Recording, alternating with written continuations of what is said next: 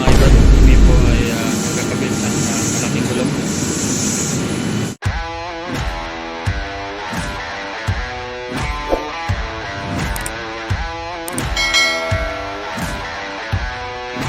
Are you ready?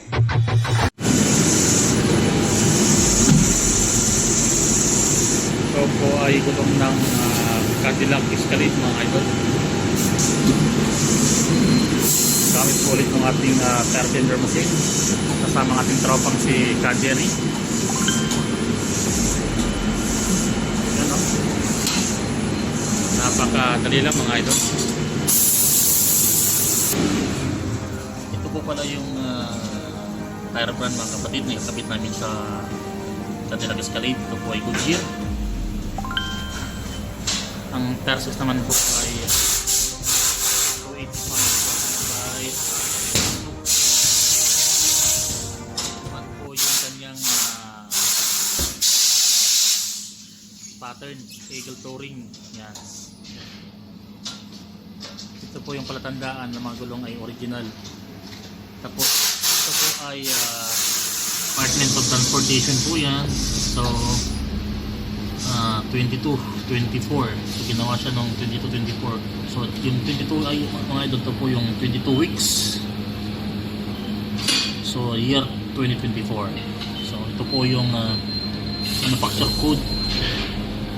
Yung 0606 kanina mga idol. Ito din po yung galing na manufacturer na code din nila.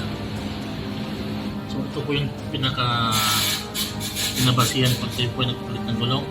Dapat ito po ay original, naka-indicate, hindi po siya naka-tampered. Ito po yung konting kalaman kung paano po yung pagpalit ng bagong gulong mga idol.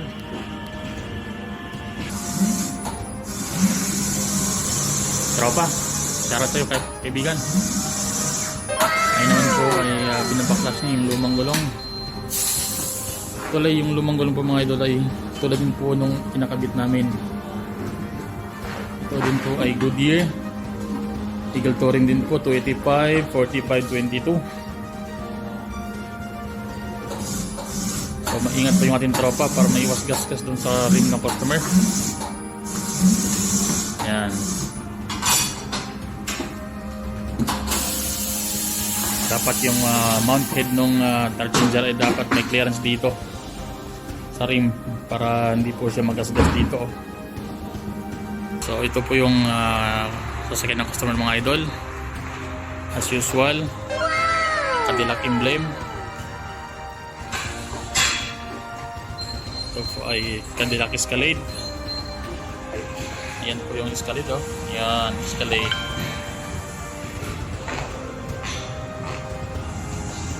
Napakagandang sasakyan mga idol.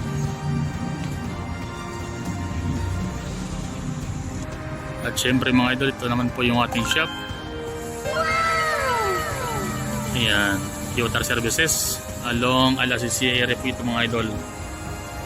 Ito po yung amin bay ngayon.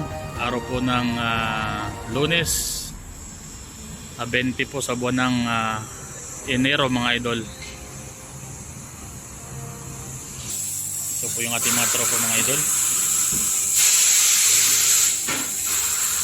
May tagahangin, may tagabaklas. Shoutout mga kaibigan. Ayan, yan po si Kajeri, yung ating tropa. Papakita ko sa inyo kung paano magbaklas ng malaking gulong mga idol. Ayan o.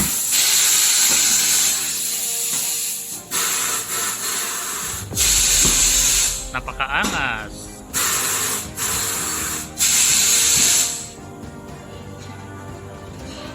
Dapat dapat mailayo doon sa may sensor para hindi matamaan yung sensor. Yan, sensor po yung tinuturo ng tropa. Kasi dapat maingat tayo sa pagbaklas ng lumang gulong mga idol. Tulad nito, yung rim po ay may sensor. May sensor po yun sa loob.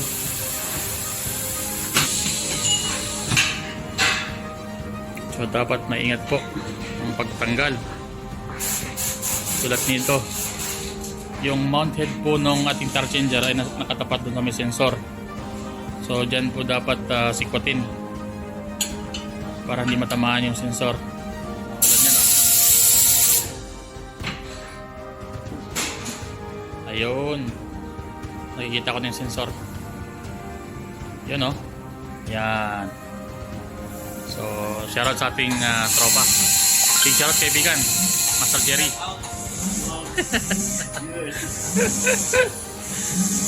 Ayan. So, yung sensor po ay hindi tinamaan. Wow, Ayan, pagtanggal ng gulong, mahusay! gulong ulit. Sa ilalim din po ng mount head ng ating tire changer. Ganun lang, napakadali lang.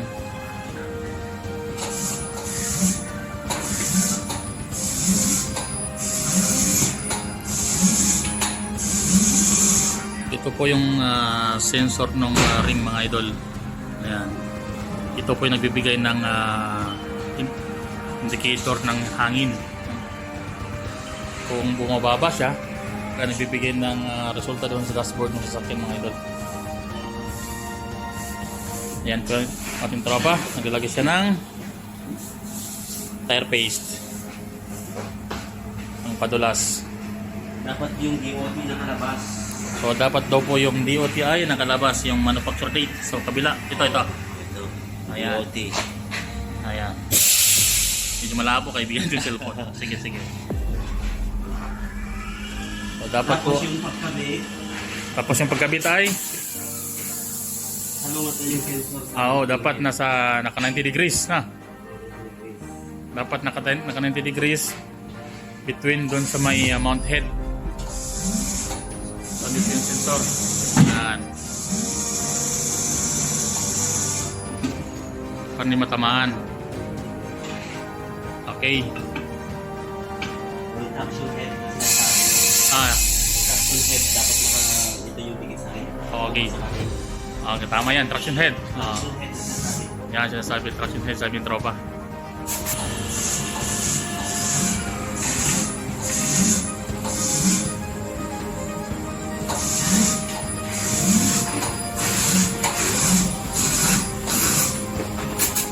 Yan, oh.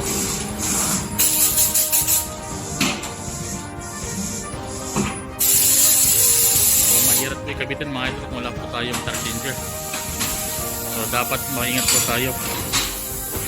Otherwise, kung hindi po tayo maingat, tatamaan yung sensor.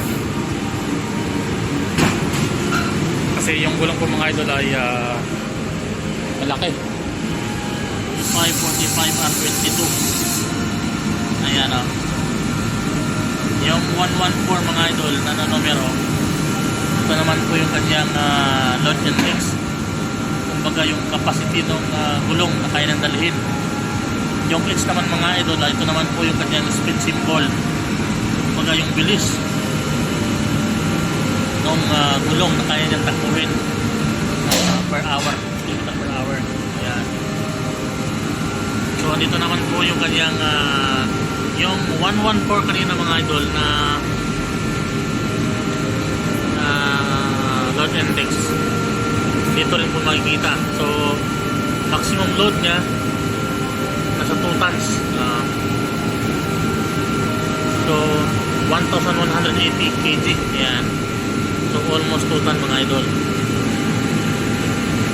So ang maximum pressure niya ay 50 psi. Ayan.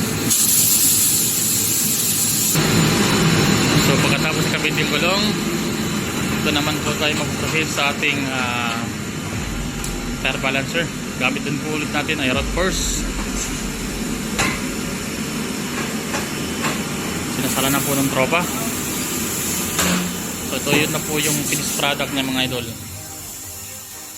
Ayan po yung gun. Goodyear 25, 45, 22. Ayan.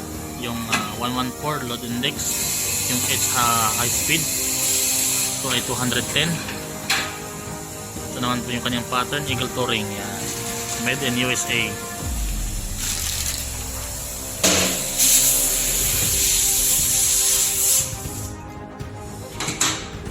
Kailangan tanggalin muna yung mga lumang wheel weights bago i-balance para makuha yung kanyang accurate na bilang doon sa ating machine. Kasi kung may nag-balance ng yung rim mga idol, na hindi tinanggal yung kanyang lumang wheel weight, ibig sabihin, yun po ay udol.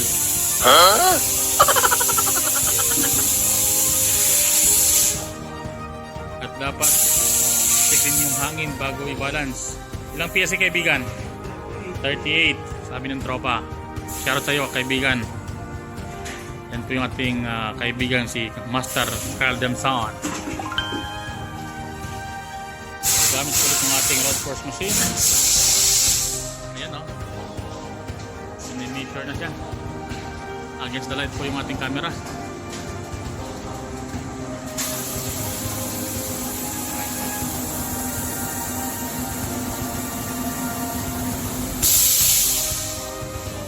So maganda yung kanyang road force. Ito po yung kanyang road force. 10.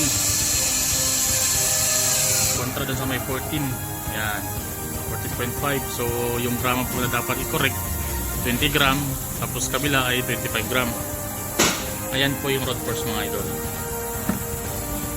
Ayan. So dapat po sa mga SUV, magaling gumamit po kayo ng road force. Kung meron, kung wala, ay normal lang. Ayos na yan.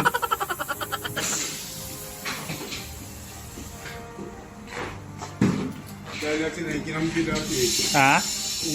Kinampi. Oo. Dahil kinampi na yes. Ito po yung itsura ng gulong mga idol.